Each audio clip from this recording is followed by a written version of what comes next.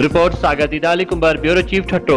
दड़ोलक बमरा बरादरी के बिंदुरिन सादिक बमरो जुमन बमरो मास्टर अशरफ बमरो अब्दुल हकीम बमरो जे विच ज़मीन जे हल तकरार जे नुबेरे लाइ बीपी अगवान ऐं अॻूणे ज़िले नाज़िम सैयद शफ़क़त हुसैन शाह शिराज़ी जी हिदायत ते ज़िले काउंसिल सजावल जो साबिक़ मेंबर सैयद नसीर हुसैन शाह शिराज़ी ॻोठ पीर मामद बमरो पए थो, जिते हिन मुख़्तलिफ़ अमीननि सां गॾु तकरार हेठां आयल ज़मीन जो मुआइनो कयो। उन मौक़े ते शहज़ादो बाबा नूर मोहम्मद शाह शिराज़ी, वडेरो अली अकबर बमरो, आता मोहम्मद बमरो, अमीर बमरो, अशरफ बमरो, सादिक बमरो, असलम सुमरो, हाजी हयात खोसो, इमरान खलीफो, जुमन बमरो, साले मामद, पप्पू बमरो, अब्दुल हकीम बमरो, खिज़र हयात बमरो, डूंगर बमरो, पुनू बमरो, मोहम्मद अयूब बमरो, इब्राहिम बमरो, नवाब बमरो ऐं ॿिया मौजूद हुआ। उन मौक़े ते सैयद नसीर शाह शिराज़ी ॻाल्हाईंदे चयो आहे त शिराज़ी ॿाहिरनि जी सियासत आवाम ते यकीन रखे थी।